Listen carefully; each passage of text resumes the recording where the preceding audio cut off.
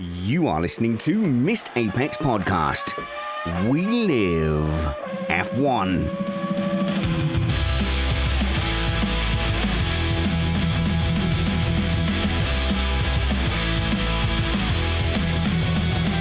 Welcome to Missed Apex Podcast. I'm your host, Richard Reddy, but my friends call me Spanners, so let's be friends. We have a lull between the races as we head off into a triple header at Imola, Monaco, and Barcelona. The whole season could be flipped on its head. So do you want us to talk about potential upgrades and the order that could be unfolding in front of us? No.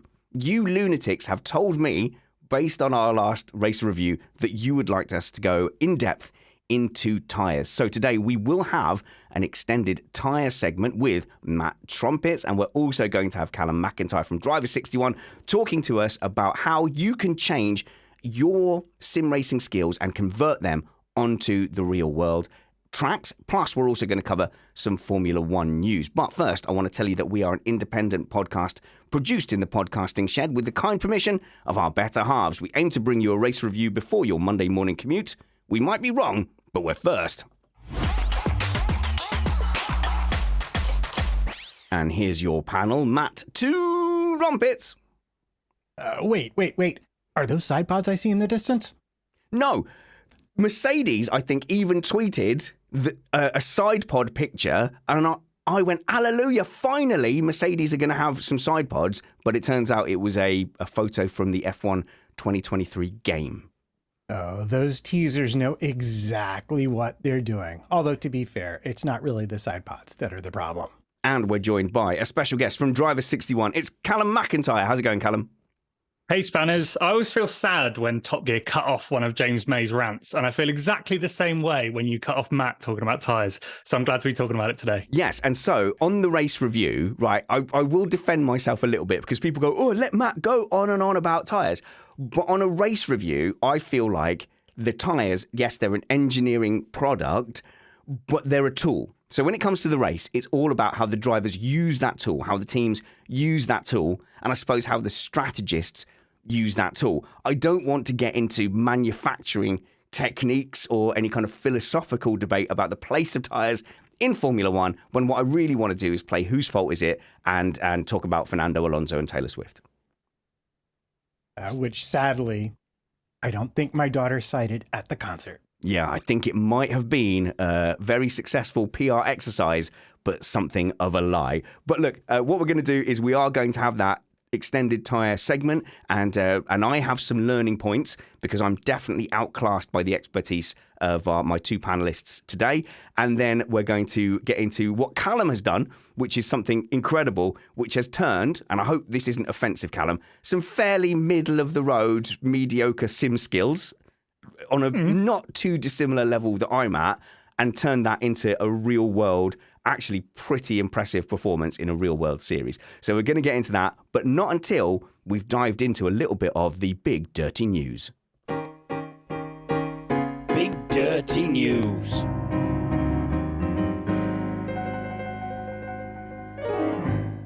Rumours abound about Daniel Ricciardo getting a seat fitting at AlphaTauri. And this comes off the back of some disappointing results and performances from the AlphaTauri rookie, Nick de Vries, who is making a bit of a name for himself at the moment for being, a little bit prone to using drivers and walls as his brake. And it's not looked good. And what we said in the last race review was what we need from Nick de Vries is to not hear anything from him at all for the next few races. He needs to be anonymous, do the solid work, get through some Grand Prix without being a headline name. And it turns out, Matt, that Helmut Marko agrees and has said that he was actually quite severe, has said that, we really need to see results within the next 3 or 4 races.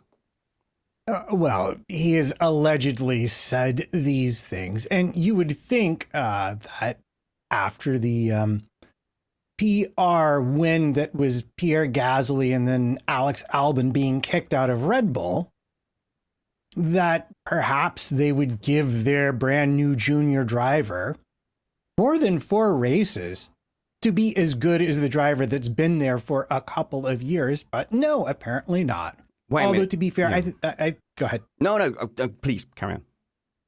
I think De Vries probably would agree that he needs to be doing a better job, but I'm not sure that telling him his time is limited is really going to be helpful in any larger sense to his performance. They are absolutely brutal at Red Bull, and you listed Albon, you listed Gasly, and the sirens are coming to get you. It looks like, Matt, you are very much under arrest at this point for pointing out the brutal junior driver program. But we could easily as well say Buemi, we could say AlphaTauri, we could say Scott Speed. Yeah. Hartley, all of whom have come in. Jev. Yeah. Sainz, John maybe. Eric Verne. Yeah, who've all been invited to come in, take their shot, and then been, pushed by the wayside. But on the counter to that, you look at their driver program and who has it yielded? Max Verstappen, Sebastian Vettel. And to be honest, Callum, as much as people get upset at how they churn over young drivers, this is the top level of single-seater racing. I feel like the whole field would be stronger if every driver academy was as brutal as the Red Bull Academy. I mean, you can't, exactly like you said, you can't argue with the results, can you? And even Tsunoda had a little bit of a tough start, but you've got to say his performance this season has been really very good. And so De Vries has had a lot to put up against that. But if you look at, the first 4 races, it's not looking good, is it? With 14th, DNF, and then 18th in Miami. It's not good enough, really, is it, for that seat? Well, the thing is, those results like that, like statistically, they look bad, but it's also hit wall, hit Norris, hit wall. And again, like even throughout the practice sessions, he's not looked comfortable at any point. And he's come from Formula E, done very well there. It's not the street circuits themselves. It feels almost like it's just pressure, and it's moments of a lapse of concentration or moments of just being too far on the edge of going, I need to break at the last minute. I need that last centimetre, and it's gone wrong. Matt. Well, it has. But I want to say, like, you bring up Tsunoda, like, I didn't go back and look, but my memory is, like, I don't think he did much better than De Vries his first 4 races in AlphaTauri. And I will say without exception, the car they have this season is probably a lot worse than the one that Tsunoda inherited when he first walked into the team. Callum. I would say that Tsunoda, he had a bit of a vibe about him, particularly in the start of his first season. He was very racy, like that. Was it his first race in Bahrain where he had that great battle with Alonso, and there was a bit of a different vibe to it than there is with De Vries, and particularly that shunt in Miami where he hit Norris, like that. He's a driver that's come from Formula E, super close racing, also sports cars where, you're going to be in these huge packs of cars at the start of a race. Then to be braking at the very last minute and rear-ending Norris, it doesn't look good, does it? Matt. Well, but again, what are we talking about? The beginning of the race. I mean, in Australia, at the race restart, did we not see Gasly heaving off the circuit and a huge cloud of smoke and causing all sorts of carnage? And he's got way more experience. Yeah. Full tanks, cold tires, and no practice at that for De Vries. And half the time on circuits that he hasn't even raced on F2. And even when he's raced there, how long has it been since he did those races? I mean, he's at a severe experiential disadvantage. Even relative to Tsunoda when he came into the team, he's in a car that is notably, finicky in terms of its performance. And weren't they even having brake problems at Miami anyway throughout? Or was that a different team? I mean, multiple teams have had brake problems, but... Christopher Fonseca in our live patron chat says that Red Bull are the Taylor Swift of F1 teams. And Mark continues that with saying, casually cruel in the name of being honest. But the difference, I think, is like Gasly has a reputation behind him already. So a little bit of a difficult start to the season. Where did he crash? I think he had a little bit of a shunt in Saudi and then hit his teammate, obviously. Oh, no, he hit his teammate in Australia and then had a difficult time at Baku. Okay, you can forgive that because he's got a kind of CV behind him. It feels like the drivers who've come in with an enthusiasm, like Tsunoda, getting very racy in his first race. Logan Sargent, actually, in Bahrain, immediately off the line, looked incredible. But then there comes a point where you have to maybe rein that in, because since then, Logan Sargent has looked, a little bit less predictable. So maybe they come in with like, I've got to make the best of this opportunity hit a couple of cars, hit a couple of walls, and they need to bring it back. Well, yeah. And I know we're going to talk to Callum later about the transition from sim to real life racing. But in a way, this is what all of these junior drivers are having to go through. They have very little to no time to master these finer intricacies that make them competitive. And while you might get to the end or through 2/3 or 3/4 of a season and be able to look at the data from a driver and say, like, yeah, you are not going to be the one for this team. I think that's fair. After 4 races, it's just bonkers. And what's even more bonkers about it, and what really made me, old man yelling at clouds on my lawn, get off, please, kind of ranty, was everyone going, well, Ricardo's getting a seat fitting. He's going to drive for AlphaTauri in Barcelona. Yay. And like, what kind of nonsense is that? Because they have, I believe, Liam Lawson and Ayuma Iwasu, who are both up in the queue for that AlphaTauri seat before Ricardo would be. But the genius of Ricardo is he's a very known factor and a very experienced driver. What he's going to be able to do is give AlphaTauri a decent benchmark for their 2 younger drivers and possibly some telemetry so where they can learn a few things and be more competitive. Oh, quick thing. So I don't know whether it's true that Ricardo had a seat fitting or not. To me, if you think it's true. Oh, no, it is true. Oh, it's true. Okay, well, to me, that makes perfect sense because even though you've got Lawson and other drivers lined up, they have other commitments in racing series. So the time that you might want to replace him might be when none of those are available. And all Daniel Ricciardo at the moment is doing is doing TikToks and PR. So there might come a time where you just go, we cannot afford another crash at AlphaTauri. Sorry, Nick, you're done. Yes, we have a long-term plan with Lawson. But Ricciardo, come in and do a job. So like Ben Foster at Wrexham, you just go, come on then. Come on. I know this is not the level you want to be at, but come here, do a job. Show us how it's supposed to be done. And that also will come with risks with Ricciardo as well, because Ricciardo will have to get into the car and immediately be better than Tsunoda, or his reputation is toast. I'm sure we could see the same thing flip-flopping back. You know, Ricciardo right now is not a proven entity with this. You know, like he's, you know, an unbelievable driver, but has had a shaky time recently. There's nothing to say that him hopping in that car would improve things. And if, let's say, he hops in that car, has another 4 races, we could be looking at a similar situation. I would be surprised if he sat there as a third driver without a seat ready to go in both of those cars. You would expect if there's, you know, a driver gets ill, like that we saw a couple of times in the past few seasons, you'd want to slap a seat in there and get going straight away. So the seat isn't, I don't think, really says anything. I think it's one of those things where people want to believe it because they like Ricciardo. He's a very likable guy, and they also like to see change. You know, no matter who the driver is, you'd always rather have big drama and a swap than things be as they are, you know, with De Vries down the back. So I think it's one of those things people want to believe it, and also there's some slight clues that it might be happening that mean everyone says it's a dead cert when I'm not sure it is. This is very much Alonso and Taylor Swift territory again, isn't it, Callum? Absolutely. That's good. Right. Well, look, this is where I think my idea that I successfully got across a couple of months ago that nobody paid attention to is the fact that we do need a Division 2 in Formula 1. So the thing is, you get a driver even from F2 into Formula 1, they are effectively changing sports. So yes, a lot of the skills are the same, but it's like moving a driver from, I'm going to get this wrong, but you know, it's like moving a driver from rugby to American football. It's all this, you catch the ball, you run with it, you throw it, you get in a big scrum and cuddle your buddies. I don't really understand rugby or American football, but it's such a different discipline.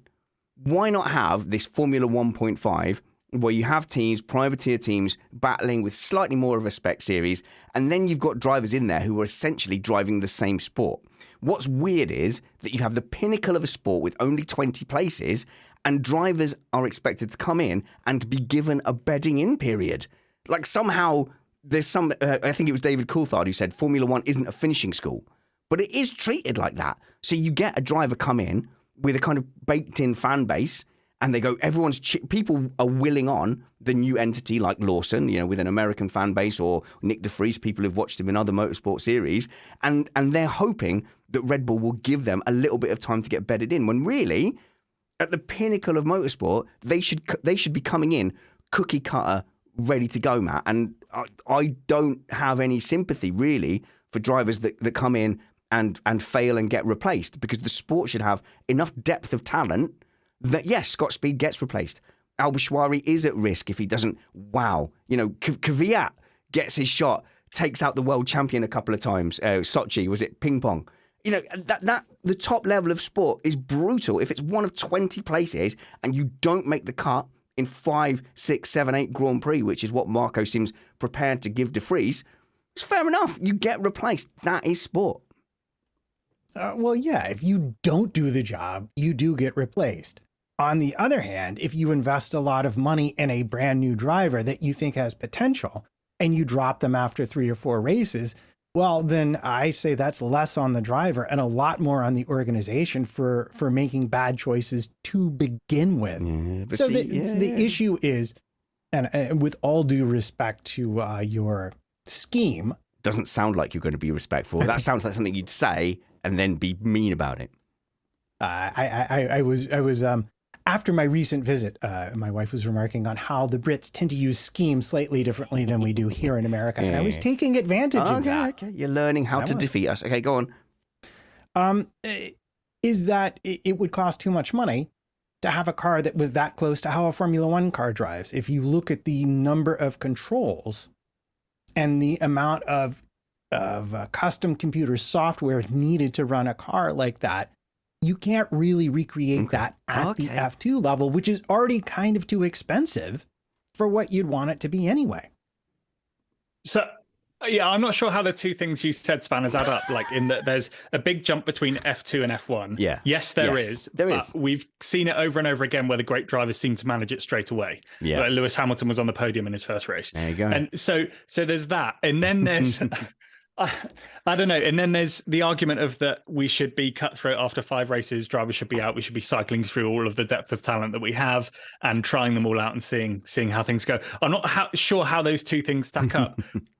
If you were to make a Formula 1.5, I wonder what the viewing figures would be and if they would pay for cars of that level. Yeah. And so I think F2 is doing quite a good job of being that series that has the next step up. I think IndyCar also is, but that's a whole nother discussion. Yeah. So I don't know. I don't know why those two things seem to oppose each other in my eyes. Oh, by the way, just as a quick sub note before we move on, there's been a lot of talk at the moment with the couple of they were pretty boring F1 races in Baku and Miami.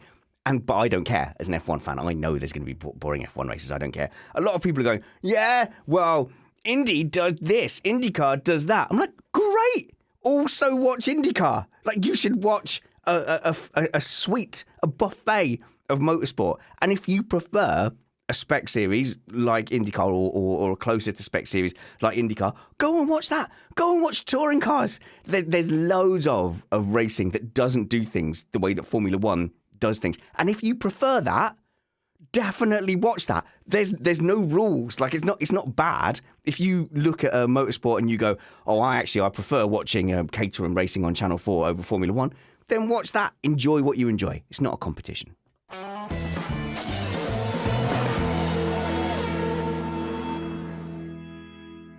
And quickly, before we get onto the tyre chat, Matt, let's see if we can do a few minutes on the expected upgrades. So, I make no secret of the fact that I am a Lewis Hamilton fan, and kind of by default, I have become, over the years, a Mercedes fan, mostly because they seem nice.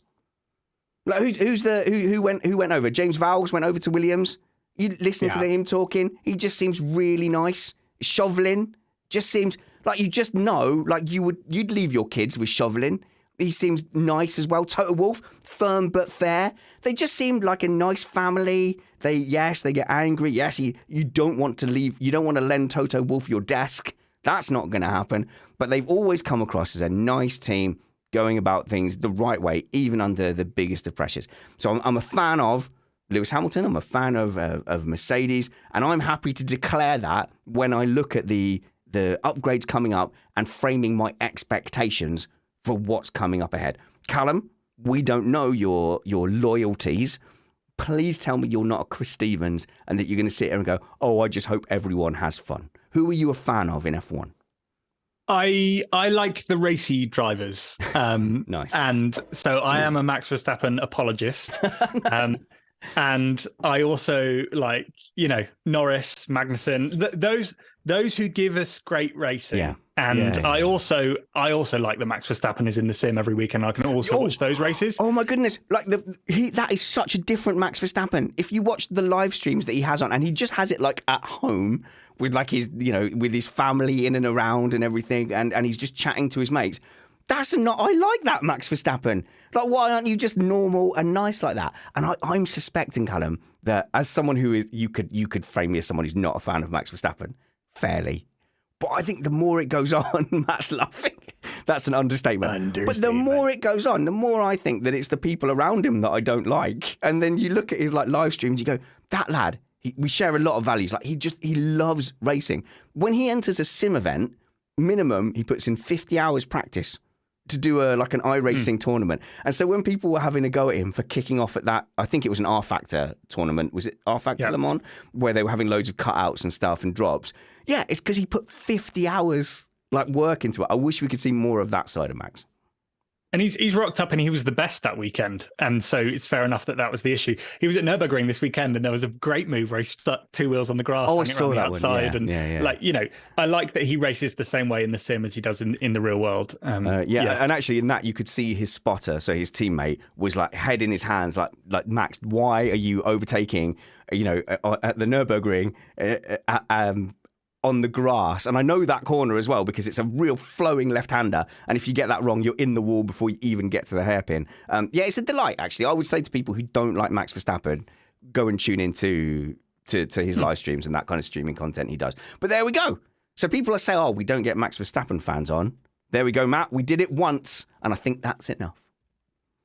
So far, so good. So far, so good. I mean, he hasn't set fire to the shed yet, so we'll see. But so from an upgrade point of view, no offense to you, Callum, and your fan base, but I'm hoping for a ridiculously unobtainable Mercedes upgrade where they just gain a second a lap on race pace.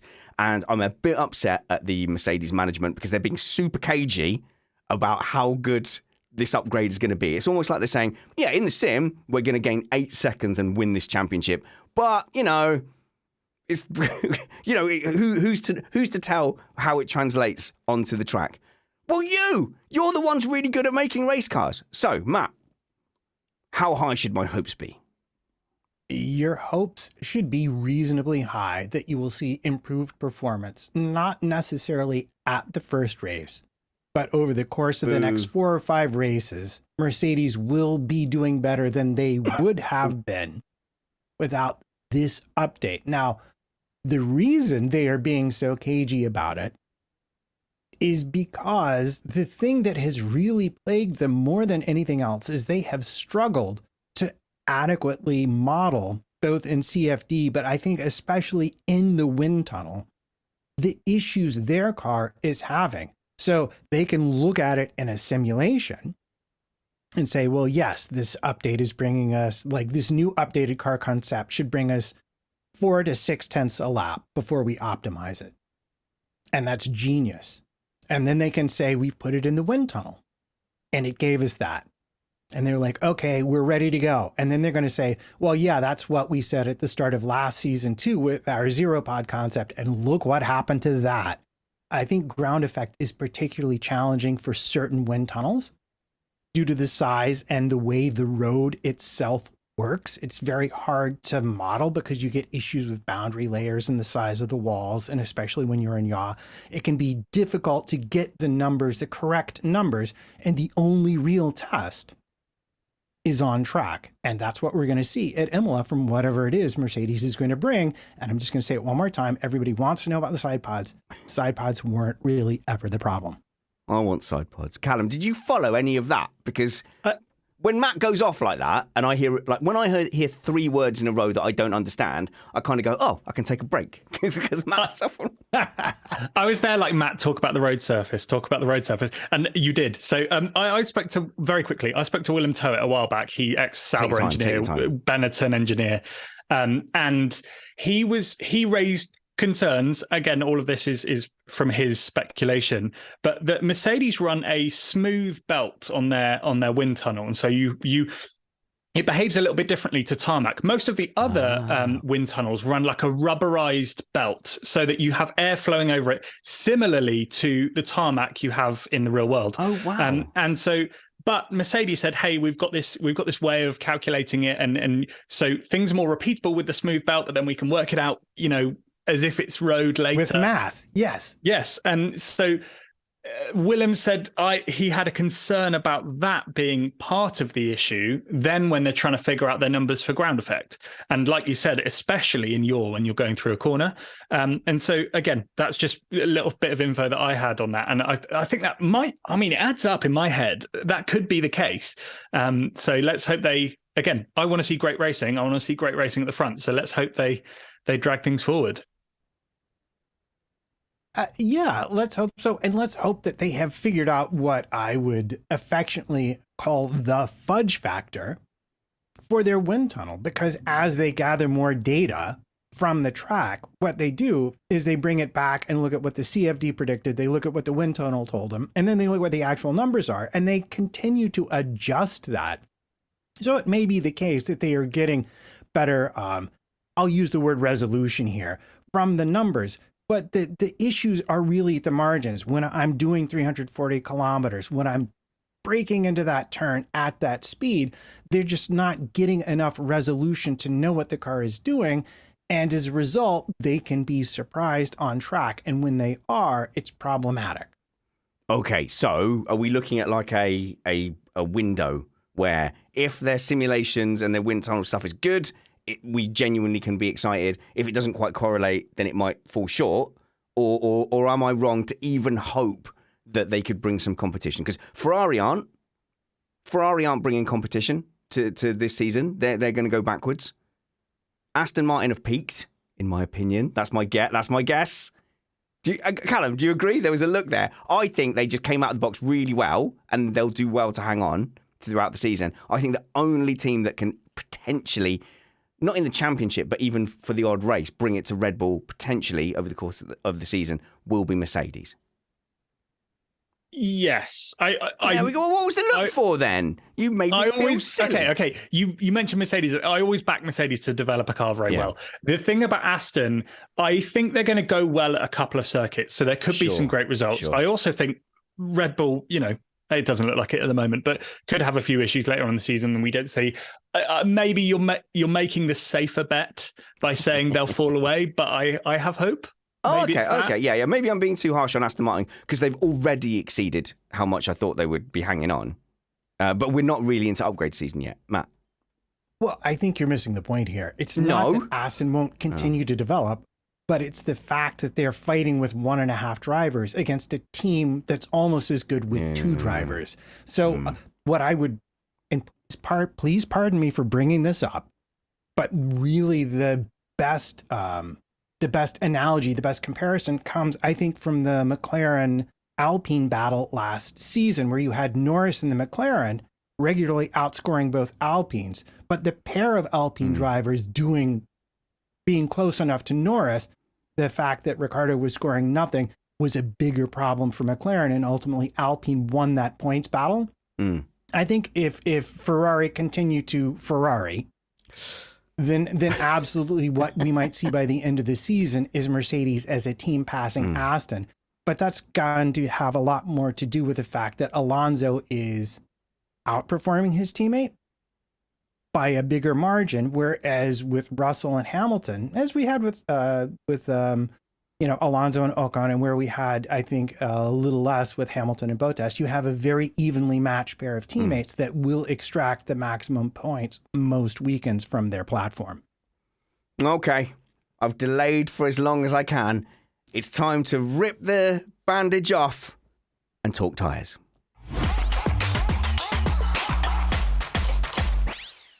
want to make something clear. I don't hate tyre talk, right?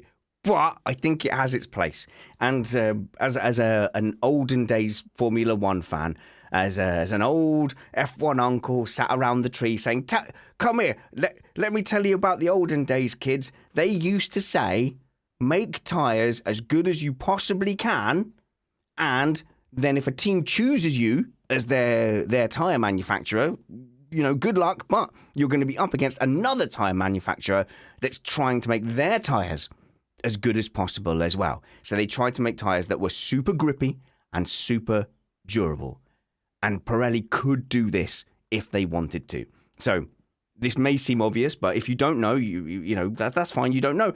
Everyone tell Pirelli, make a tyre that has a certain amount of wear. And Pirelli go, won't this make us look terrible to people that might want to buy a Pirelli road tyre? No. Everything will be fine. And then Silverstone 2013 comes along and all the tyres explode. And then when you're at the garage and you say, new tyres, please. And they go, oh, yes, you can have Goodyear or Pirelli. Pirelli? The ones where the tyres exploded? No, maybe not. I think that was a real effect. So there's a battle between Pirelli being asked to manufacture tyres that manufacture a strategy difference amongst the teams whilst also being a spec part. So all the teams have to have a Pirelli tyre. And there's not many parts in Formula One now that have that. In other motorsport series, there will be a big spec window where you have to have that suspension. You can change it however you want. You can do what settings you want, but you have to have that suspension. You have to have those brakes. So Formula One traditionally has not been a spec series. Now, the reasons the cars look quite similar is because they bring down the parameters in which people can play. So your front wing must be in a certain box. Your rear wing must be in a certain box. You have to adhere to ever tighter rules. So it might look like the cars are being asked to be manufactured in a specific way using specific parts. But actually, the fact is in Formula One now, they're just competing on ever tighter margins. But the tyres are something that are a specific spec part. They all have to have Pirelli tyres. So that is a tool at their disposal. They can choose one of the three compounds available to qualify on, to start on, and then to do the race on. And the only reason that I hold Matt back on a race review is because I don't want that tyre chat to dominate the racing action, the strategy action. But in reality, Matt, they do, because the tyres now in Formula One completely dictate what kind of race we're going to have. And I hate to break it to you, they always have. The tire is the only part of the car that touches the track. If you use the tires correctly, you can gain seconds per lap. Anything else you bring as an improvement, like if you brought an aero, like if you designed a new widget to attach your wing mirror to the car and it gained the team a tenth of a second, you'd be a hero in the aero department. On the other hand, if you get your camber settings right and your pressures right, your car could go 2.5 seconds a lap faster in a race. Now, as you point, sorry, go on. So I want to actually address, there are many points I want to address. First of all, 2013, the teams were running the tires out of Pirelli's specifications. They both had a side and a direction. The teams were swapping them because they were getting better grip. But naturally, that caused the tires to fail, and Pirelli kind of bore the brunt of that blame, but it was really not their fault. The teams could do what they wanted with the tires despite what Pirelli said should be done.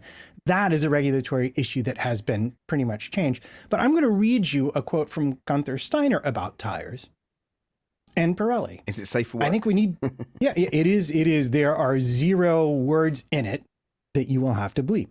I think we need to look into the tires. We always complain when we have drop off. We always complain when we don't have it. We need to make our mind up what we want, because I think Pirelli delivered both ways. And then we say, now it's too much. So it will always be difficult.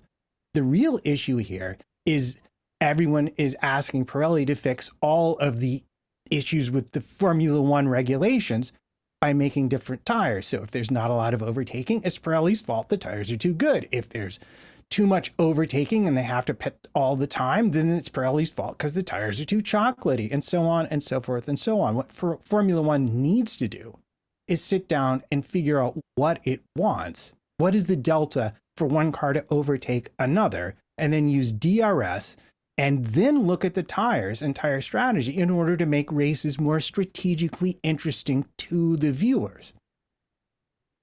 And we have to say that these tyres are incredible. Like, Pirelli do an incredible job. And as you pointed out to me, Matt, our panelist here, Callum, as part of Driver 61, put Formula One tyres on a road car. And I want to know why, and I want to know how that went. So we have a YouTube channel called Overdrive. We do fun stuff with cars. And we thought, wouldn't it be a mental thumbnail? As you know, you've got to start with that. Wouldn't it be just a mental thing to do to take a normal car and put F1 tires on it? Yeah. So we found some F1 wheels and tires. Scott knows a guy. And we machined up some hubs that go onto a normal car on a normal 4-stud pattern, bolted these things on, tried it on a track. Obviously, the first car we put it on was a Caterham, so only 135 horsepower and 500 kilos. So obviously there's nowhere near enough energy going through them to get them warm. And that's key, the energy. Yeah. We then bolted on we then put the tire warmers on and got them as hot as we could. And then they worked for a bit and then cooled down. And then we thought, wouldn't it be funny to put it on a car? So we got an MR2, cut some arches off it and put it on there. And that was even worse. Lots of fun slides and things. And also Scott spun it and wound on loads of lock, as any driver would.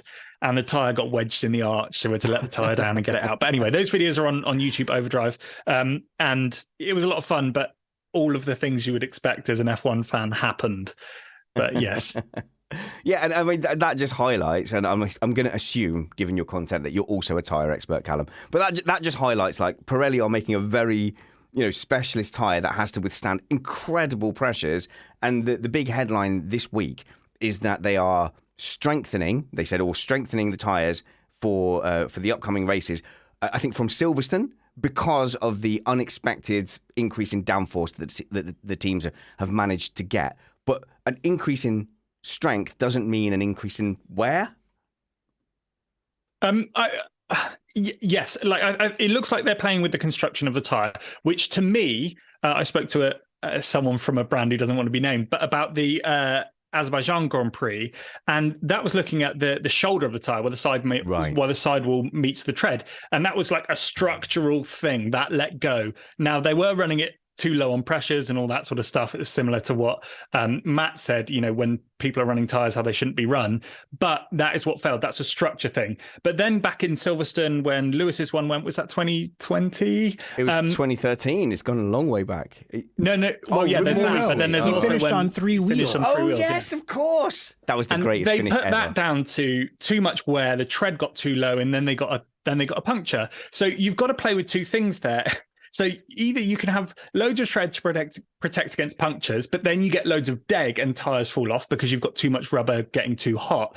Or you can play with the structure of the tire and they let go that way. Or you can run it, you can protect against punctures or against deg. And then you've also got the added thing of the structure of the tire letting go at the edge of the sidewall. So Pirelli have an incredibly complex thing to do. And it looks like they're playing with that for Silverstone. So one of the things that I read that was interesting to me, because at first I read exactly what you did, that they were changing the construction, but they expected the performance of the tire to not vary. And I'm like, well, that's not possible, because the issue here is clearly too much energy. We know that, or at least I believe that Pirelli designed these tires at the behest of the team to fail at that junction between the tread and the sidewall, so we don't get these belts just absolutely slaying the floor. When you get a puncture. If you've seen with punctures, like, you sort of have that ring stays attached to the wheel rather than the belts that used to just absolutely chew carbon fiber out of the floor. And especially with ground effect, that would be important.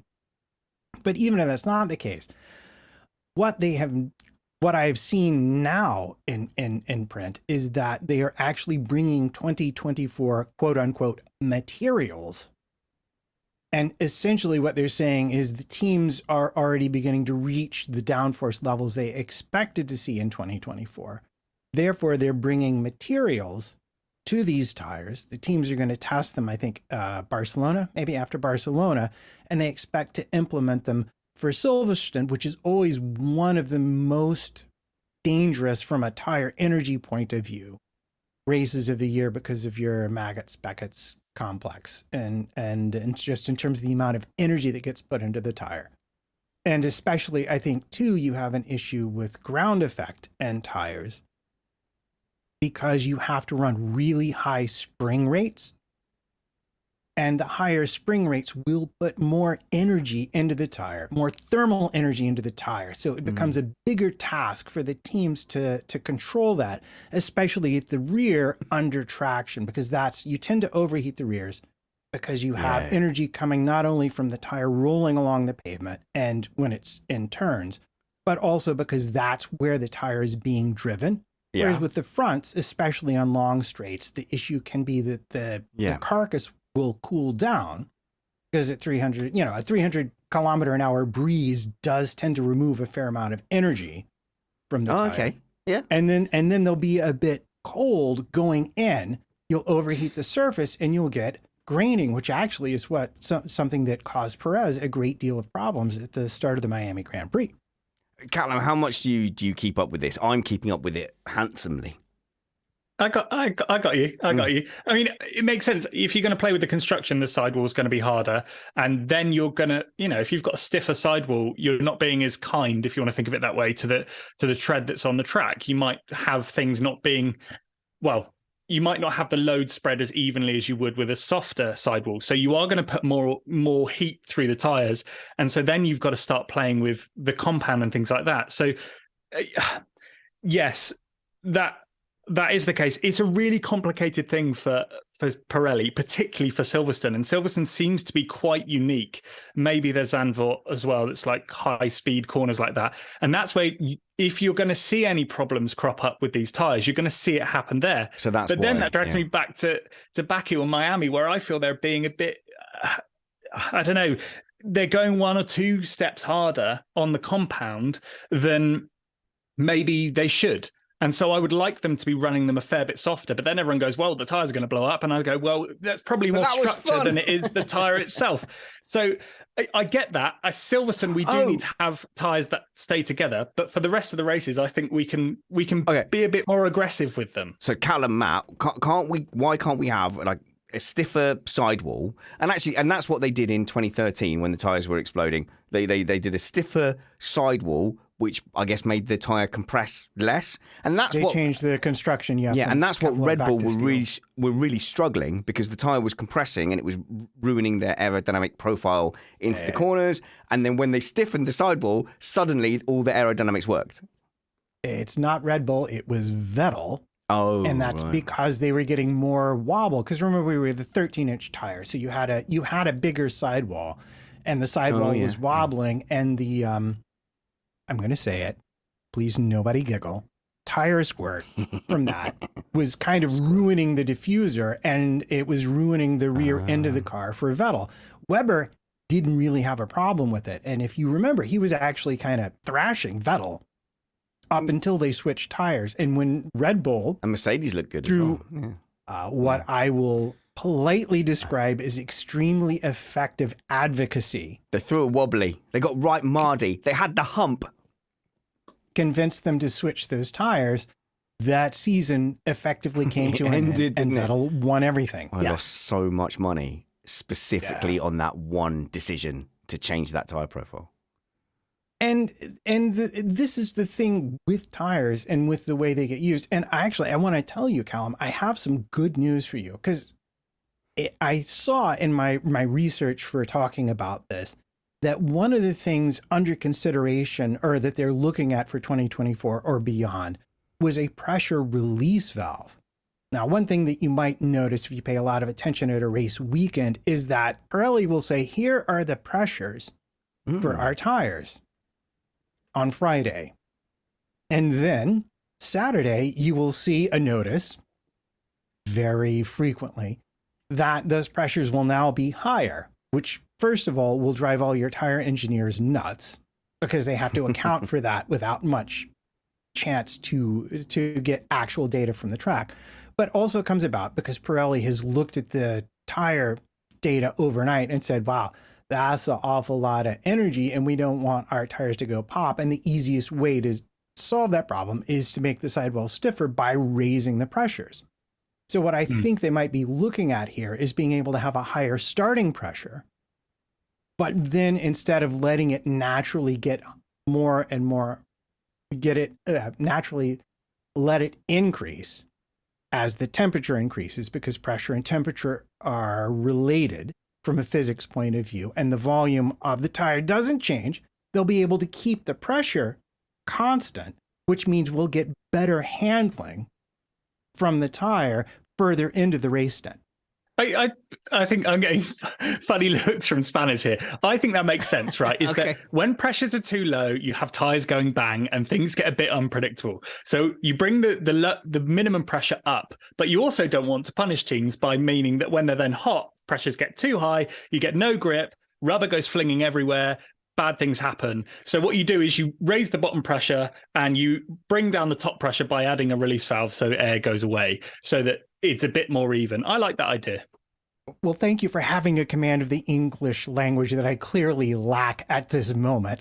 I'm just gonna let you two roll. Go for it. Yeah, and so the story then becomes one of how the teams use these tires and how Formula One uses these tires to be interesting. Now, you were complaining about the hardness of the compound, but like at Baku, I think they brought the softest possible tires. And I just would encourage anyone who wants to complain about tires, if a track has been resurfaced, just give it a year or two before you start complaining about tires. Let's see these tires on Barcelona, for example, before we conclude that Pirelli have made them too hard. My argument would be that there has been a trend that happens fairly consistently. Well, it's started to happen over the end of last year and the start of this year, where we often have tires that are going too long. We've got one stops that are absolutely given, and we've got hard in Miami. We've got hard tires that are doing 40 laps, absolutely flat out, and they're quicker than anything else anyone else is putting on their car. And so I think that is a problem. Pirelli have said they're aiming at 2 stops, and so if you can't have those two things. Pirelli are aiming at 2 stops and we've got 1 stops. So it means that it is Pirelli's fault. If they're aiming at that, then that's the issue. So I think they do need to come softer. And there are things that they can do to stop tires exploding. So you can raise the pressures and you can sort out the sidewalls and do all the structural stuff you need to, but then bring us tires that only, where the soft last like 9 laps and the hard last like 30 laps, like the good old days. That's what I'd say.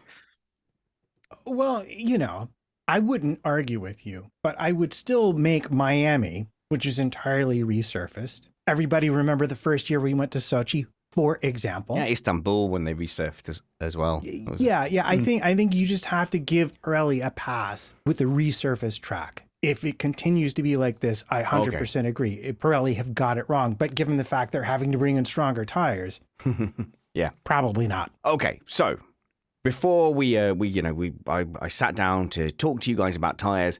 I know very little about this, so I set out some Spanners learning objectives, and I'm going to read them to you, and let's see if we can get to the heart of what we want from tires. So, what are Pirelli being told to do, and what are they trying to do? So, I think they're being told to create exciting racing drama, and that is conflicted with the fact that within their company, they're also trying to get safely from A to B without being an embarrassment, saving their reputation. They can't have tires just exploding. Go, these tires are useless. Drivers on the radio going, these tires are rubbish. And again, it comes to, Richie at the garage saying, do you want Michelin's, Goodyear's or Pirelli's? Not the ones that Lewis Hamilton said were rubbish and then set the fastest lap of the race. Also, I want to know if this is sustainable. Is this permanent? Is there any chance that we go back to a tire war? And then the next thing that I want to know is, are the sticking plasters that we're all suggesting just that? Are they sticking plasters? So we have 2 suggestions in the maposphere.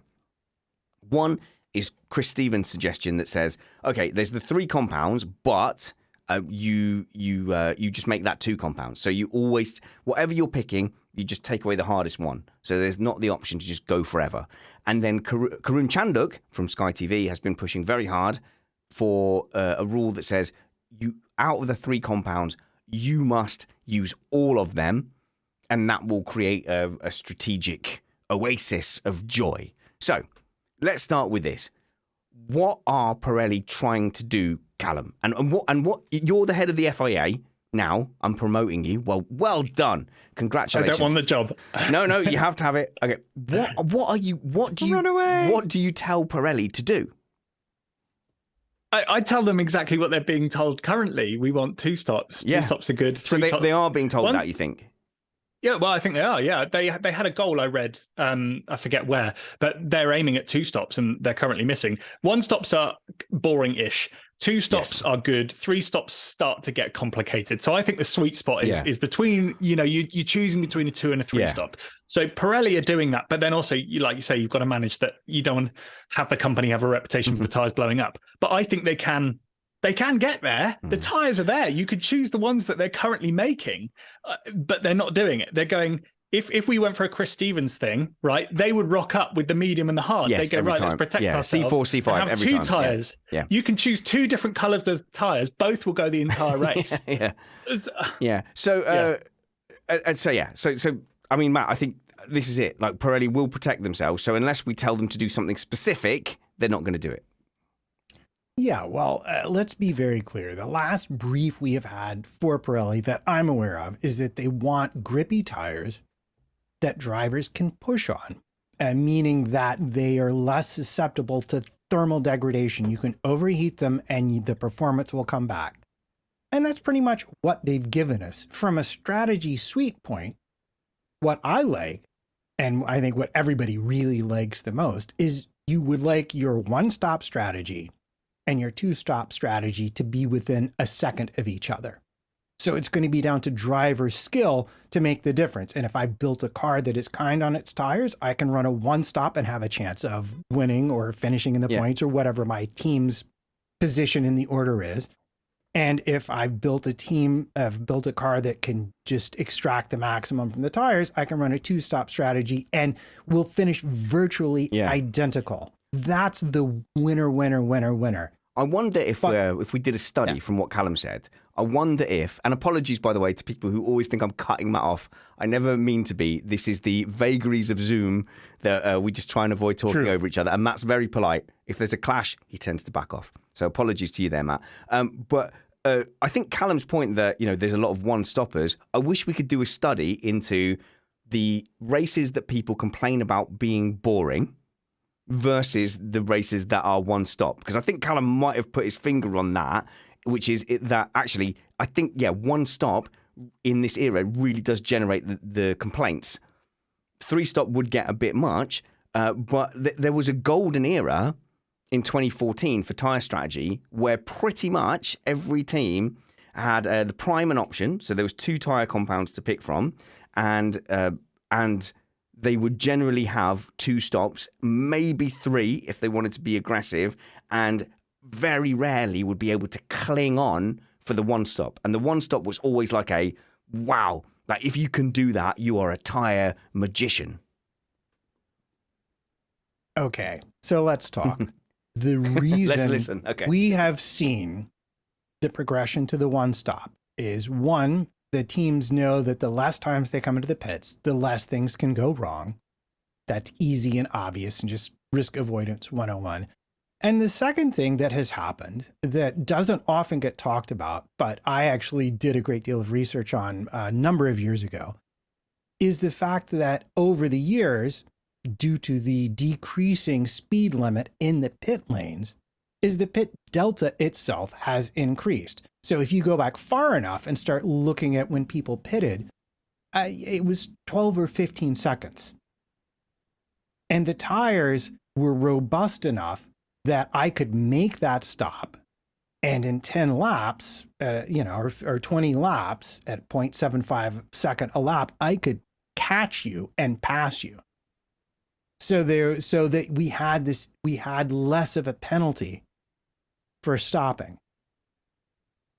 And now, with the pit deltas getting bigger and bigger, what happens is Pirelli has had to make more and more robust tires so that I can make that stop and I can continue to extract that 3 tenths, 5 tenths, 7 tenths, whatever it is a lap, and catch my person who's on the older tires and hasn't made that stop.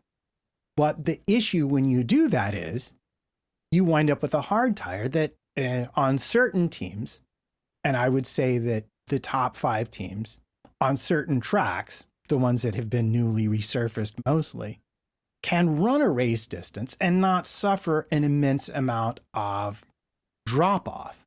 But really, I think it's a small number of tracks and not all of the teams. And on those teams, not even all the drivers. Alonso, he could do it.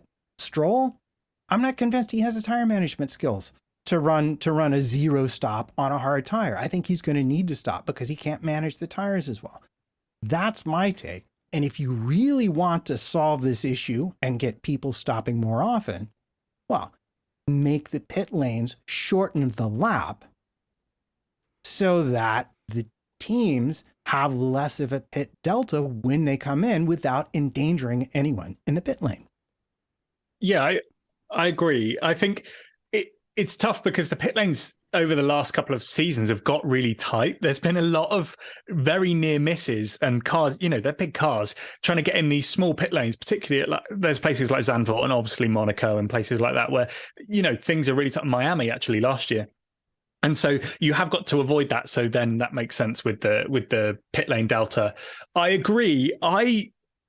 Again, there's always this thing, right, in that it's very easy to say, we should do it this way. And you think that would solve a solution, but then it would bring up another problem. We're always moving the problem around, right? But I still think that if we just took softer compounds, the ones we have, the C0 to C5, if we just went one step softer, what would happen? Because yes, our pit delta is still big, but then you've got the drop off, and also that the teams aren't going to gamble on a tire really running out. That soft tire that no one used this weekend, in Miami, right? If that was the medium, right, and we were still a bit softer, we would have had an incredible 2-3 stop race, and we would have seen overtakes happening in the pit lane. We would have seen loads of different strategies. We would have seen it would have been a 7 stopper. I mean, McLaren abandoned that tire after 4 laps. But they would have done, maybe they would have done 4, 5, 6, 7, 8 laps at the start, and then they would have been pushing 2 hard sets, and we would have had a 2-stop. There's nothing to say that's not the case. But again, that could have brought up everyone cuddling their tire and, not making overtakes, and there being big DRS trains and things like that. It could bring up other things that I'm not foreseeing here, but I would like to see what would happen if we're not so conservative when we're picking the tire compounds. Okay, I'm a person occasionally known to have an opinion, and I know that spanners, and this actually sent me off on a bit of a rant. It got me into trouble with Mike Caulfield. But no, Matt. What? Well, no, you've given away why we had to edit all that stuff out of that episode now, haven't you? And that horn in your background agrees with you. Yes, that's your fault for bringing me in that lap. Okay, we don't often have to edit stuff out of Missed Apex on in broad sweepstakes, but just know that Matt got us into such a legal quagmire that we had to delete 10 minutes out of a show, and thank goodness it was a prereq. It was entirely boring. We learned nothing. I learned loads of things. I learned lots of things that were legally problematic. You were not making this better. No, I got into trouble with Mike on Twitter because, and this is Callum, I would like your opinion on this, in fact, because everyone was saying, Karun Chandhok's suggestion that we mandate running all 3 specifications of tires is genius. And that's what will make F1 exciting again. Because as we all know, F1 is the most boring sport in the world now. There will never be another interesting race. True. And the only way to fix it is to come up with some random gimmicky tire rule. Sticking plastic. Not that I'm trying to prejudice the jury here. I'm interested in your own opinion. Leading the witness. The only way to fix it is, use all 3 compounds. So what did you think, Callum, when you saw that? I had my own little internal battle when I saw that, right? Okay. If you would have taken just that race, right? If you'd taken Miami and you said, let's make everyone try all 3 sets of tyres. You would have seen people coming in to try and get rid of the soft, doing 4 laps absolutely flat out, and then getting back on the hard or the medium. Like, it would have improved that race in that scenario, I think. But again, like I was saying, with unintended consequences with these things, there was actually a right. Sorry for the people who don't, sim non-apologists, but there was a Gran Turismo thing a while back in Gran Turismo Sport, the online races, where you had to do this. You had to do a soft, medium, hard. And what everyone did was they did the soft as long as they could because it was the quickest, the medium, and then they bolt on the hard for half a lap at the end. Yeah. They do that literally for the lap, just to satisfy the rule. And so we would see a lot of that, I think. There'd be the tyre that isn't in favour, everyone would be bolting on for one lap, and there'd be loads and loads of stops, and maybe it would mix things up, but it would feel a bit wrong. It's not the teams picking the best strategy. It's them saying which is the least worst, I think. And so, again, I fell back on this and thought, actually, no, it's not a good idea. I know Karun's been pushing it for a while. It doesn't feel right to me. I think they should make the tyres suit a 1 or a 2 race, 2-stop race, make it close, and then you'll get exciting racing. It's definitely a sticking plaster, Matt, because, it's those adverts, I don't know, I've seen them on TikTok or whatever, where there's a leak in a water tank and then someone slaps this big, plaster, this gel pack on, and that solves everything. But basically, you would take away the whole wear thing of the tyres as an issue, because you would basically, Pirelli could just make the hardest tyre and they all have a slightly different lap time, but you've got to arbitrarily change them. So there wouldn't be a real benefit to running them in a different order. It's definitely, it's curing, like I said on the race review, it's like, I'm swallowing nails. How can I cure the scratchy throat I get? Oh, well, you could just drink Savlon and chew on Sudocrem. No, stop swallowing nails. And I think, the problem is that we got hooked on the fact that if you're on a different tyre, it creates a delta between the cars, which improves overtaking. And I think that was demonstrated really well in, say, 2014, 2015. As uncompetitive as it was at the front, you would see that, yes, you had the tyre on the option. If you did an alternate strategy, you'd come out suddenly on the soft tyre and you could start attacking and overtaking. And that was quite exciting. But overtaking, the metric for overtaking, has been massively overused. So people are saying, oh, there was less overtakes in Miami this year than last year. And the implication is that more overtakes equals a better race. I'm sure we can point to an example of a good race that had less overtakes than a poor race that had more overtakes. So we get to the point where are we doing overtakes for the sake of it? As a young man, my dad, Callum, and don't judge me for this, Callum, right? Don't judge my dad. Rest in peace, Dad. He was a MotoGP fan. I know. But I climbed away from that. I survived that rough childhood to go into Formula One. But I loved the skill of MotoGP. I can see that. I was a biker myself. I've toured around Europe on a bike.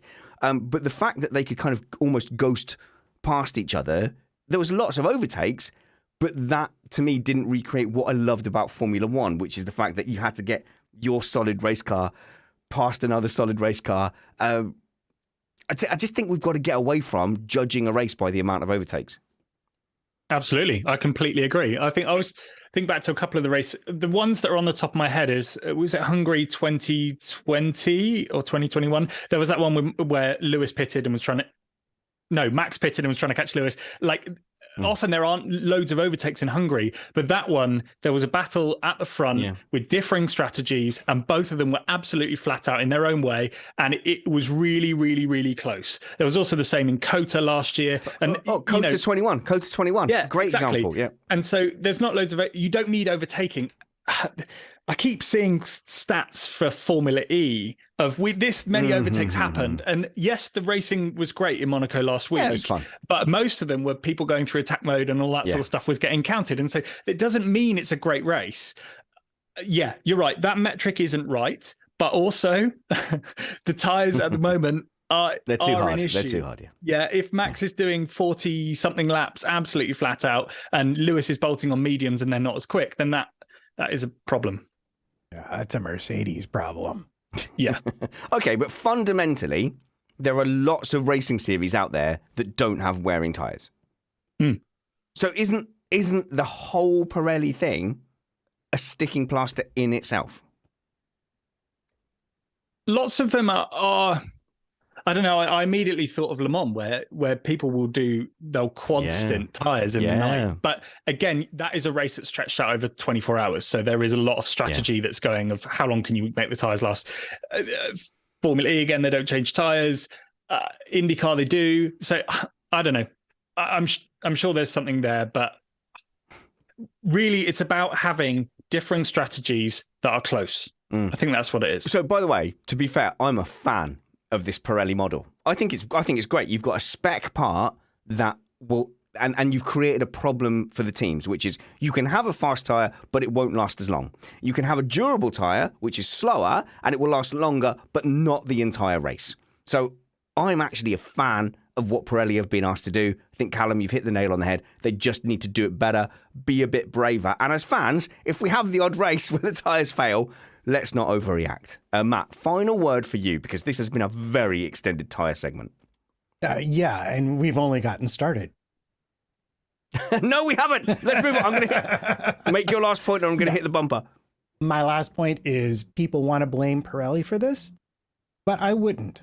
This is an issue for the FIA and for this regulation set. And the simple reason for that is the main problem now is the delta for overtakes is higher because the teams have been doing nothing but reclaiming outwash in contravention of what the FIA wanted. The FIA is outgunned, outmanned, outnumbered, and outplanned by the teams. I'm waiting for Spanners to catch a reference. Okay, go on. And as a result, the regulation sets become less effective, overtakes become harder, and the immediate response is to say, oh, it's the fault of the tires. Pirelli have delivered exactly what's been asked of them by the FIA. Not that it's perfect, but it's definitely better. And it's only the FIA that can really solve this problem by policing the teams as we get deeper into this regulation set. That was a really boring segment, but whose fault is it? Whose fault is it? It was Matt's. Now we're moving on. Right, we're going to move on, and I'm so delighted that we're going to have this segment. Okay, you've had an hour of news and tyre chat. Don't come up at me with criticisms of sim racing chat, because what I want to talk about is, can you relate your sim racing or even video game experience into the real world? And we have living proof, because Callum McIntyre here has been grabbed by the scruff of the neck and dragged from the sim racing rig out onto the real world. So I want to have a conversation about the specific skills that are transferable from the sim rig, from computer games into the real world. But firstly, Callum, tell me about your experience, and as much as I want you to dumb it down because I am so jealous of you, I hate you, tell me where you started and what you've been doing. Cheers, Spanners. It's been a mental year. I'm absolutely pinching myself about it. But I hate you. So I'm going to say I hate you periodically. Okay, fine. That's good. I'll tune that out. So Overdrive, our YouTube channel, we make videos about cars, and we do a lot of fun stuff on track. And Caterham reached out and said, we have this Academy series, which I've watched for a long time, actually. It's really great racing online. Series. And good. Would Callum like to do it? Which is like, oh my goodness. Yes, I'm still waiting for this call. Are you waiting for this call, Spanners? I'm waiting for the call. Right, I'll put in a good word. Anyway, so the Caterham Academy it's a series specifically tailored to amateur racing drivers. So those novice racing drivers. So you can either build the car or have the car built, and you basically pay one lump sum, and you get the year of racing and the car all chucked in. You can then, after that, work up their ranks, keep upgrading your car faster and faster for the different series, and kind of go from there. But Caterham have made it with a spec tyre, Matt, you'll love that, and I do. And very, very similar cars. So that it's basically a spec series, and they take you to loads of the great tracks in the UK and coach you through your first year of racing. So you actually go to get your license with everyone who's racing in that series. And I did that at Castle Combe in a little Fiesta. And then you go racing. I actually built my car along with my colleague Will. We did it in 24 hours for a video, so that video's up on our wow, channel. So like a real kit car. We built it from a kit. Wow. Yes, you can do that. I think about 40% of the other drivers have done that themselves. You can buy it from Caterham, but you can build it yourself. So that means when I'm bleeding the brakes or playing with camber angles or things like that, you've done it before. So it's a really incredible series. You race at places like Alton Park, Donington, Snetterton. Those in the UK will know those as really incredible circuits. So yeah, Donington as well. Sorry? Donington's on your calendar as well, I think. Yes, Donington, Snetterton, Alton Park. I don't know, Cadwell Park we were at last time. So really excellent circuits. And yeah, they take you racing for the first time. You're racing against loads of other novices. They can't have held a race license or a national karting license before. So it means that you're not racing against kids who've been doing it since they're 6. You're all in the same boat learning it together. Yeah. And it's been absolutely incredible. We've done two races so far. One was a sprint, one was a race.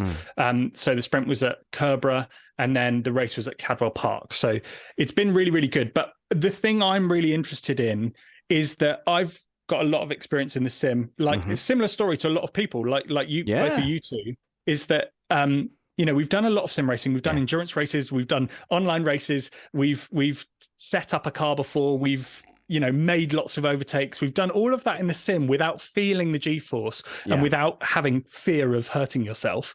And so how much of that does translate? And so, I'm a 2,800 when I try I-rating driver, for those who know what that means. And that means he's about as rubbish as me.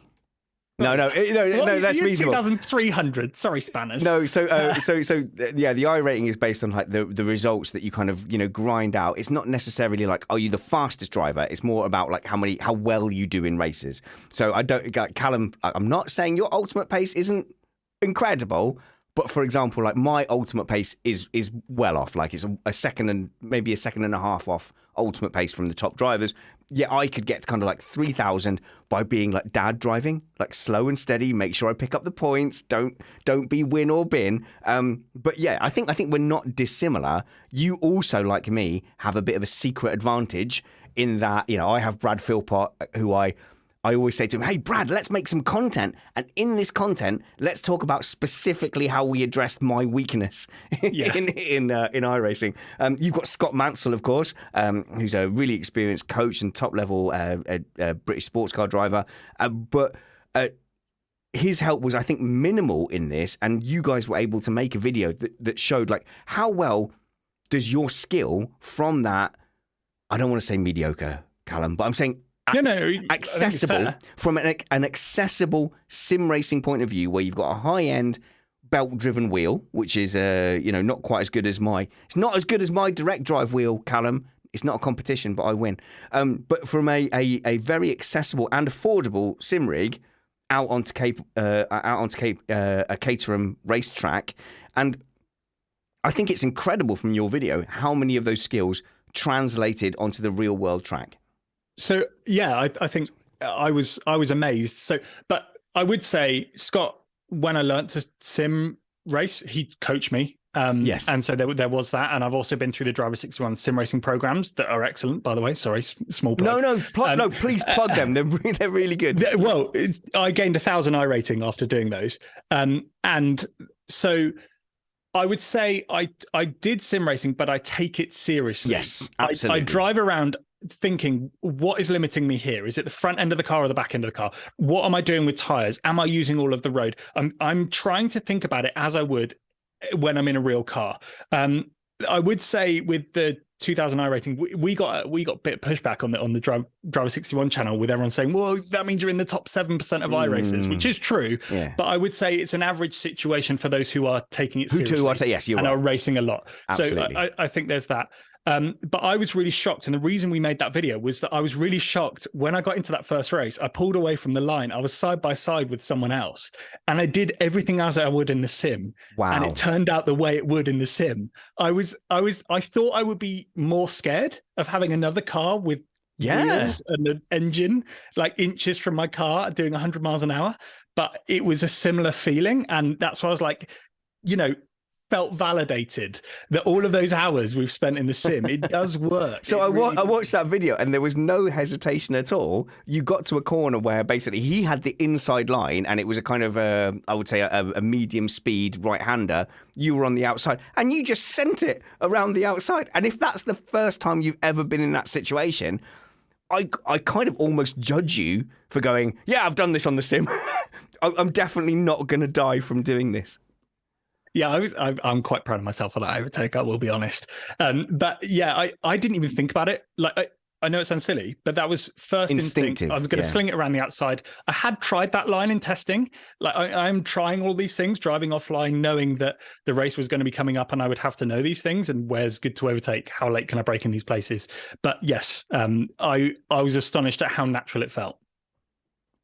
Well, the interesting thing to me that you're not mentioning now, because like Spanners, I've had exactly one experience where I was able to drive a track in a sim and then drive a real race car on that track at a track day, not an actual race. And I found myself very limited by the fact that they were only allowed 3 spins on the day and they'd already had one of them before I even got to the track. Is that right? It tends to raise your being cautious level. But what struck me and what I really want to know about is it looked like that race that you were discussing was in some rather changeable conditions. And that's something that we can't even begin to taste in the sim. Yeah, that was... I've got a lot of similarities here that we spoke about in the video and we'll talk about today. There are lots and lots of things that tied across. You know, all of the technique, all of the car control, all of the racecraft is the same. Learning to heel and toe, we've got H-pattern gearboxes. So I had to learn to be blipping the throttle as you go down the gearbox to avoid, you know, the car's so light, it's 600 kilos with me in it. If you get a gear change wrong, you lock up those wheels, you're going to the barrier. So there's lots of those things that you need to learn. But the biggest thing is wet tracks. You know, iRacing doesn't have rain currently. Loads of people will be saying, Assetto Corsa has rain, you know, you should try it on there, but the wet line isn't the same. And so when I first got to Brands Hatch and they're like, right, off you go in Caterham's car that they very kindly lent me, saying, go on. And it's absolutely torrential. You're on a track day with loads of other cars and you're like, right, I've got to figure this out. It's nothing like it is in the sim. That was the biggest single difference. Changeable conditions and feeling the grip. It makes it's worlds apart. So just on this, on wet lines, so there's lots of computer games that will simulate having rain, and you can play an F1 game and you can have rain and it will reduce the grip. What doesn't tend to get simulated is something that you will see on your local outdoor karting track. If it's sodden, like if there's standing water, what you absolutely need to do is avoid the racing line, because the racing line has a buildup of rubber on it and that is extra slippy. So you suddenly have to kind of explore the track and find the line. So you go extra wide and then you suddenly find a bit of the track where the water's drained away well enough for the track to grip. And when you find that, you look like an absolute superhero. So I remember racing against Brad Philpott and Alex Van Gien in the wet at Milton Keynes Daytona. And I was like, how are they dancing past me as if I'm standing still? And then when we got out of the car, they said, oh, all the curbs are quite porous. So the curbs allow the water through. Therefore, there's no standing water. Therefore, you aquaplane deliberately to the apex, and then you catch the curb, and that's enough to sling you around. So that's kind of a local track thing that is not currently able to be simulated on the sim. But what I'm really interested in, Callum, is physically, as a driver, if you're in a sim rig like yours, or even a good one like mine, you are the physical movements you're doing with your hands and the physical movements you're doing with your feet are identical, I think. And I think that's the main transferable, application. So it's interesting to know, like, when you got out there with your Caterham, did you feel confident to manage oversteer, manage understeer? Yeah, so the car control, like you said, was exactly the same. I felt, particularly in Caterham, you're right back over the rear wheel, so you feel everything. And it's so light. Honestly, the feedback it gives you, I'm sure, is second to none in a car like that. And so it teaches you a lot that way. So there's that. Then also the thing about the wet lines you were talking about is that you might be thinking, oh, it can't make... I didn't think it made that much difference, right?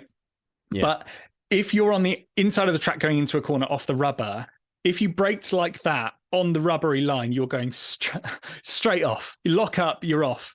And so really avoiding those wet lines was absolutely crucial. I was in qualifying at Cadwell Park and sat there in the assembly bay, and it started raining. And so we were going into our first quali session with absolutely soaking wet. Luckily, I won the race to the assembly area, so I went out first. And it was wet to start with. And so you're having to figure it out, having not driven that track in the wet before. And then it dried over the session. So I was leading the session to begin with, and then started to fall down as the track was drying. And then had to sort of figure out where parts of the track under the trees were still wet. And then the rest that was up on top of the hill has been dried by the wind and was dry. So you're having to react naturally to how much grip there is when you haven't driven on that bit of track with that much grip. You're having to sort of infer it from other things. And so that was a real skill that Scott taught me in the car that I didn't learn from sim racing. Well, and this is the question I wanted to most ask, because up until the point where you said, if you crashed it, it was your problem. I was thinking of the video where he went out and said, I immediately induced all kinds of handling problems in the car to learn about it. What did he teach you about learning a track rapidly? And is that something that you were then able to take from real life back to your sim racing? Yeah, that's the biggest. Yeah, super interesting question. So in the sim, when I learn a track, right, I've got a race in 20 minutes, I'm thinking about it, and you're basically what I do is I take a guess of this car, this track, where are the braking points going to be, what are the gears going to be, and you kind of go from there and you refine it. You go, I braked a bit early, a bit late, and you play with it there. But really, you need 10 laps, 20 laps, 30 laps to be on the pace. For a 24-hour race, you're really grinding. You're doing hundreds of laps. And there isn't really a substitute for that time. You can tell because Max Verstappen, one of the most talented drivers in the world, is doing 50 hours before a race. So in the sim, you haven't got the feeling, so you have to repeat it over and over again. In real life, we went to Donington. It's a super slippery track in the wet. I was there with Scott, and I took him out first and for him to assess how things were going. And I went out and I was steady and I built up and I thought I was doing everything right. So I was working up to the limit, not really going outside it. And he pulled me into the pits after 2 laps and said, right, you want to get faster over 50 laps. I need you to get faster over 3 corners. That's the difference. And so, yeah. So Scott hopped in. He said, treat this like a quali session when you're out with me. And so he hopped in. He said, let me show you what I'm doing. So we come up to turn 1. It's a sort of medium speed right-hander at Donington. And he winds on loads of lock immediately to make it understeer. So we're coming out the pit, so we're not at the speed you would be going on a normal lap. He wides on loads of lock, feels what the understeer feels like, the G-force, what's the wheel giving him back, what does that feel like? Okay, I've got that. I know what it will do up until the point it understeers. Then as we get through the corner, he sort of neutralizes the understeer with a bit of throttle, and then he whacks on loads of throttle to make it oversteer. So he's deliberately driving over the limit. If the limit's here, he's stepping it over. And so he goes, right, I know where the limit is now. I've got this feeling in my core. I know how I can brake. I know how I can turn in, and I know how I can come out the corner. And then he goes, right, well, the old hairpin's the next real big corner I need to deal with. I know it's roughly like this. I've got this feeling of the G-force. Let's take a better educated guess at that corner. He then goes through that corner. He's like, okay, well, I went in a bit too hot, a bit too slow, or whatever. And then he infers that. So after 1 lap, he's made the car go over the limit 12 times. Whereas I was doing it once in 5 laps by driving carefully. So I was driving thinking, where's the limit? Creeping up, being scared of where it is, scared to go over it because I think I'm going to go in the barrier. Whereas Scott said, I found it in lap 1, turn 1, and then he's inferring it from there. So I've applied that to my sim racing since watching that video. That is one of the most useful things, which is, just like make it go to the point where you've taken too much apex speed, so you know what it's like. And actually, when you go to the limit, you realise, oh no, I was leaving so much on the table. And actually, recently I had Kyle Power and Alex Van Gien in my sim rig, so 2 guys who are very experienced at karting and sim racing. And I noticed one amazing thing, which is I go into an apex, I get to the apex, and then I point my wheel to the exit so I can drive to the exit. And I looked at these guys' steering positions, and at the exit, they're still cranked over trying to make the corner, whereas I was driving basically like I was going to the shops, Matt, and I was like, pointing to the exit. And it's like, no, they're at the very limit where they're asking so much of the car by the time you get to the exit. And I think just pedestrian kind of Tires. Yeah, drivers like us, we don't ask enough of the car in the sim or on the computer game. Well, I love that. Actually, I was watching a lovely video on vehicle kinematics, and I think it was from Mike Law, who's got a book out and whatnot, and he's a Formula F1 guy. And he's basically said, look, and this actually changed how I thought about corners a bit. He says, look, if you have a car that's well balanced on corner entry, it is going to understeer as you approach the apex. And so you have to keep more lock on, or else you will go wide of your mark. And I know we had this discussion earlier about steering wheels, and yours is better than mine. Yes, It's much better. But I got to drive Brad's steering wheel, which, nothing personal, is a little bit better than yours. Yes, yeah. And no one's going to argue with that because Brad is sort of mental when it comes to equipment. But what amazed me was, have you both driven the Brazil in iRacing? Interlagos, yes, of course. Yeah. And there's like that long, lazy thing in the middle of the infield. Yes. Yeah. Right. So my first time driving that on Brad's much better wheel than mine, I was astonished to discover that I could turn the wheel all the way to here without the car losing grip. Audio podcast, he's cranking it over quite a lot. The difference is I was 45 degrees and I discovered I could go almost 90 degrees without losing the car. I never would have found that. Yeah. And on my cheap wheel at home. Yeah. And I was quite embarrassed because Alex and Kyle, the first thing they said to me was, "Oh, you're not steering enough." I'm like, "No, don't tell me that my lap times, that I just needed to steer more." And that's horrible. It's the same in the real world. Scott used to run a driver training program where people would come, they would be in his car on his track. And he said this was always the case. He had to get people to turn more. It's the same in the sim. In the sim course you do with Driver 61 sim racing, they put you on that centripetal circuit. iRacing, they have like just a round circuit with lines on. It's not even a circuit, it's just a round piece of tarmac. And it's going, steer to where you think you can turn, and then just add 90 degrees more lock and see what the car does. And so there is often more you think there is. It's almost like a phantom ceiling you're driving under, thinking the limit's here, when actually, if you drove the car better and had it balanced better and had the weight transfer better, you can raise that ceiling much higher. And that's something I found in the way you have to drive a Caterham. It's very, I drive a lot of F3 cars and things like that in iRacing. And obviously driving this Caterham is completely different. You've got H-pattern gearbox, and also the car is very light. It wants to be on its nose, and you have to be very, very smooth. It's got 130 horsepower, so it's not got loads. You can't sort of point it and stamp on the throttle very Max Verstappen to get out the corner. You've got to sweep in through the corner and carry loads of momentum and drag it out. And so you have to really adapt your driving style. And again, that's come from sim racing. The ability to adapt your driving style to different cars is something you learn over and over again by hopping in loads of random different cars. And so, that's something I've learned that's come from sim racing, but that ability to change your driving style and to adapt to the car you're in. So I have two questions. One is a quick follow-up. Is having raced in real life, when you go back to the sim, do you find that has changed your steering? Because we were specifically talking about steering. And the other thing is, and this is just me being a bit cheeky, I am definitely someone who likes, if I have the time, to fool around with my setup.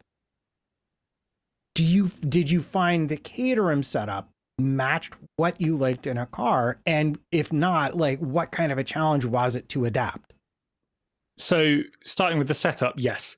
I drive cars with very rearward brake bias. I like them very on the nose. I like them very oversteery. I'm the opposite. Particularly the F3 Give me some middle-aged understeer every time, Callum. Oh, really? Yeah. No. I don't like that. I like to turn it in, like arriving on the brakes quite hard, but pivoting the car very early.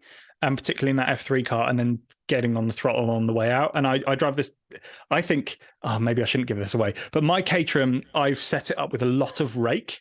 I think a lot more than everyone else is running. And so you've got a lot more weight on the nose. You can turn in a bit more aggressively. It does mean you can lose the rear in braking. And I've had that a couple of times where you kind of got to, you get caught out by it, but it means you don't get the understeer on exit that everyone else is getting. So the setup does reflect it. The Caterham, you haven't got a brake bias knob. So that's been something that's been tricky to play with. You have to pick one. No. There just isn't one. So you get what you're given. But I have found you can upgrade the rear pads. So I've taken out the pads that was in it and put grippier pads in, and then you can make it a rear bias. So you want to get the back end out by having a bit more grip at the rear. Yes. Yeah. Yes. That's look. All of this is so like interesting because the fact that you could go from being a mediocre, and we keep saying that as an insult, and then go to a Caterham series and do well because you stuck it on pole straight away, which is a fantastic indictment of the fact that you're doing it kind of week in, week out as a sim racer. Most people kind of frame it as, oh, can a sim racer actually get out on track and be good? Whereas really we should be talking about how much of an advantage is sim racing in a decent bit of kit when you get onto real racing. How much of an advantage is that over people who are purely real life racers? So you get into that Caterham series, you're probably racing against people who are only physical racers who don't have thousands of hours of wasting their life on iRacing. I will say there are lots of drivers in the championship I'm running who have had a previous car, a previous Caterham, and have done a year of testing and being coached and being at tracks every weekend. And so they might have a similar level of experience. But I think the thing that sim racing gives you is its race environment every time. The number of overtakes your average sim racer has done will far outweigh any amateur driver. You could probably look at Ferrari Challenge drivers, and they've done fewer overtakes. They've made fewer setup changes. They've done fewer different types of racing than just your average sim racer. So it is just, you're doing it lots. And what was it's very similar. What was Scott's opinion on it? Because I know like Brad Philpott, who has helped me cheat at many karting events. Yeah. He will treat like he's a Nordschleife champion, 24-hour class champion, and he says that he will be much more prepared for an event if he can do it in the sim. What was Scott's opinion on that? So for Scott's racing, he will prep in the sim, but I think he backs his ability to be quick in a car on the day, to get quicker than most other people, and to be good in changing conditions. So I think there's a lot of that. And obviously most of his racing was done before sims were really good. And so, most of he drove Formula One cars at 16 years old. And so they didn't have models and tracks and things then. So there's that. But then I think he was shocked when I first got in a car that I was happy with it moving around. And I kind of knew how to react to a car moving around. He was as shocked as I was. Yeah, but why? There's all the hand movements and feet movements are the same, but you shouldn't be prepared for the G-force. You shouldn't be prepared for the fear factor. So I will go onto a kart track, say like Butmore, and they have a sweeping downhill section, and I'm terrified. And even though in that particular event, I finished, I think, 5th. I beat Kyle in that event by bullying him a lot, and he was not happy. He yelled at me quite a bit. I put him on the grass. But I finished 5th, I think, in that event. But in the downhill bit where you're flat out left, right into a hard braking zone, every lap, so maybe 40 times over the course of the day, I was going, I'm too old. I have too many responsibilities to die like this. And every time I was like, that wall's going to kill me. How did you deal with that real world danger? I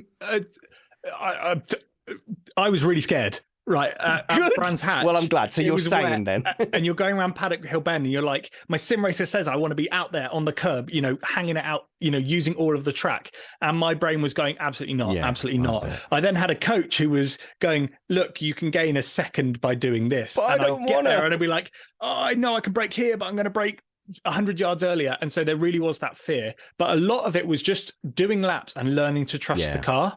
And So it was kind of that. And then obviously the physicality you mentioned, like even in a Caterham that pulls, I don't know, 1.3, 1.5 G around a corner, which is nothing compared to an F1 car. Like it's a lot of load on you, and the brake pedal you have to really stamp on and all of that. Yeah. So multiply that up to a really, really quick car, and it must be, very, very different. How long before it was normal, that fear and that G-force and that trust in the car? 30 laps. It's not a lot. A day and a bit. It's not a lot.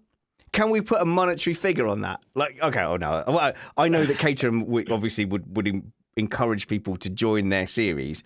If we want to be vague, I looked at the prices of series like that, and like series where you can just jump in, say, a Peugeot 206, strip out the seats and race competitively. It's actually not insane. I think we're talking about an obsessive golf season and a very bottom level sports car, like a production cup car series. They're sort of comparable, but you get less time in your car. But you could do it. I look at my children and I go, I should probably prioritize you, but it's not insane. Like you can go club racing. So that Bad Obsession Motorsport, they did this City Car Cup, and I think their budget, their money at the end of the year was about 14,000 with the car. So they bought the car, stripped it out, put the cage in it, did all of that, and so it's somewhere around there. I think it might have been a little bit more actually by the time you've done the number of races. The Caterham series is excellent because you get an incredible road car as well, and you get to keep the car. I think it's just really? over £30,000. And you can get an MOT and you can drive that on the roads. Yeah. So it's a road car. I drive it to all the events, and then you get the series, the tyres, the license, everything with it, to then go and racing, and obviously all your entry and everything like that. Okay, now, I don't want to give away the game too much, but it's very clear Spanners has had you on because people constantly complain when we make iRacing references when we're talking about Formula One. Do. And this is clear evidence that we're not entirely wrong to do so. But, and I'm not going to say this is entirely based on my own personal experience going from a sim to real life and a track, but yeah, it is. Was there anything that you had learned in the sim that was actually crossing you up in real life that you had to unlearn? It's probably just bad habits I had that I would have had to fix anyway. So a lot of it, I was arriving to the apex with way too much brake pressure. So it meant that I was losing the rear. And Scott was like, get off the way, get on the brakes, get on the throttle to move the weight back. And so there was those bad habits. So I'd say that was a lot of it. I can't believe you get lots of moaning. I do. Very, very similar. And I know unbelievable. I know those people that maybe don't believe in it, maybe haven't tried it enough. But if you look at people like James Baldwin, who is an incredible sports car driver, unfortunately out of a seat, but you've got Basic Ollie, who's a sim racer, who's doing a similar thing to me this year, Time Attack. And then, there are lots and lots of sim racers who have done very, very well. And there are also real racers who do very well in sim racing. I think you can't really argue with I think it's part of the same broad brush of the sport. So I do wish it would get a bit more respect. But look, I'm not pretending I'm anything like even a club racer standard. But like I used to play football a lot. And, I played like regimental football, I played core football. But that is nowhere near even like good Saturday league football. So there's like pub football generally on a Saturday. That's how it used to always be. Pub football on a Sunday and like league football on a Saturday. And I would sometimes step up if I had a friend who needed someone for a Saturday league and you go, oh my God, I'm completely outclassed. But that doesn't like negate my experience in the pub leagues. The pub leagues are incredibly competitive as well. But that doesn't translate into racing. So a lot of motorsport fans don't think it's accessible to get into motorsport. But there's so many things. I mean, even I would say, like, get the cheapest Formula One game from like 2019. And what's the next race? Imola. Okay, so get F1 2019. I'm not getting a commission from this. I should be.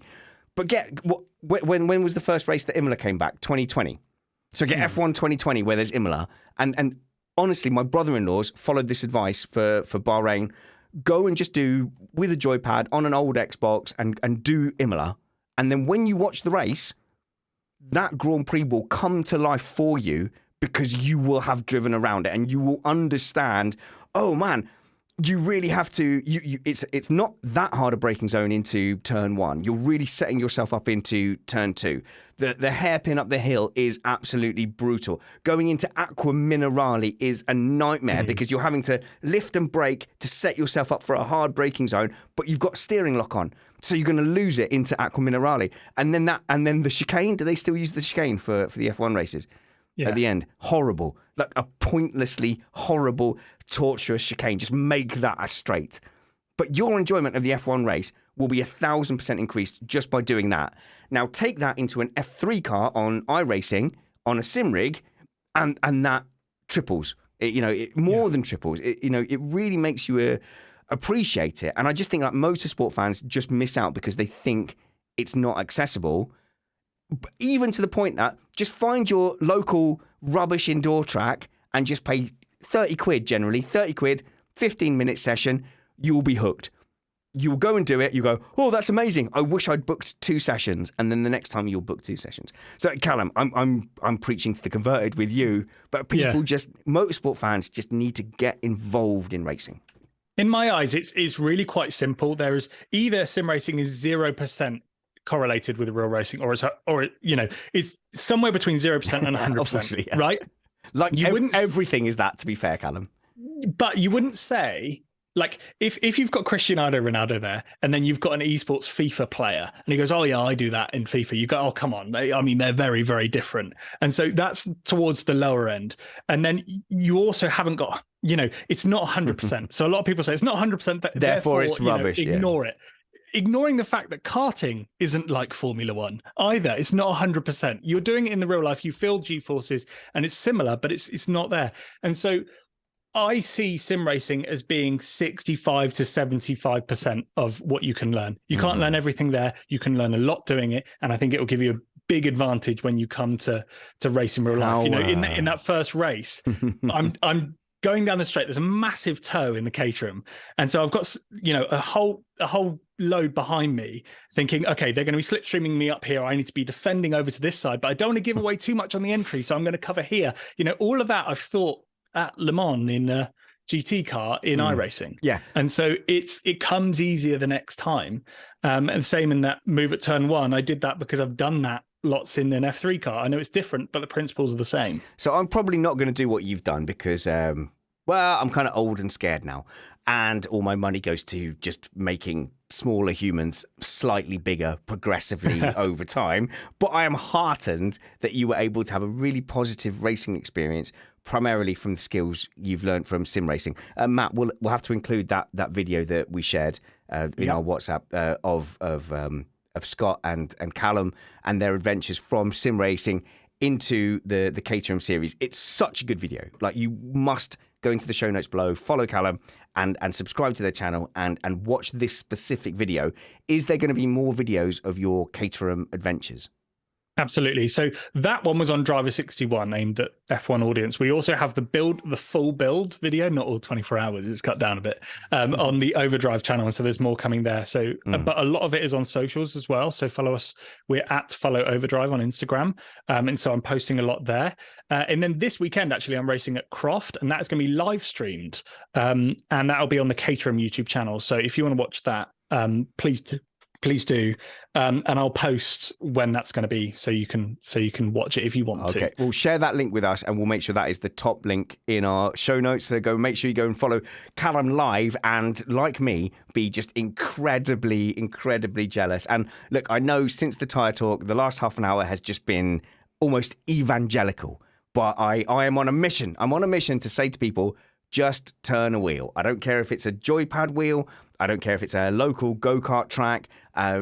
Just go and do something. Stick a helmet on, pull the visor down, real or virtual, and go racing. It will add to your F1 experience. Go and follow Callum. Go and follow Matt PT55 on Twitter. Go and follow Spanners Ready. I'm the best one. And make sure you tune in because on Tuesday we're going to have Uncle Joe joining us. And I believe I am going to be joining Tomo for the Imola live watch along on YouTube. So I'll make sure that we get a link in for that somewhere on the social media. That's right. I'm going to watch Formula One with people in real life. And I'm actually nervous because I am not the person that maybe you think I am when the F1 racing is live. So I'm undecided as to whether I'm going to sit there all reserved and pretend I'm a normal human being, or whether I'm going to let loose and be full spanners whilst I'm watching that Imola race watch along live. But follow at Missed Apex F1 or join our Facebook group by searching for Missed Apex Podcast on Facebook. And you can be a patron as well. Patreon.com/Missed Apex. I'll see you on Tuesday with Joe or on Sunday for our Imola race review. Until then, work hard, be kind, and have fun. This was Missed Apex Podcast.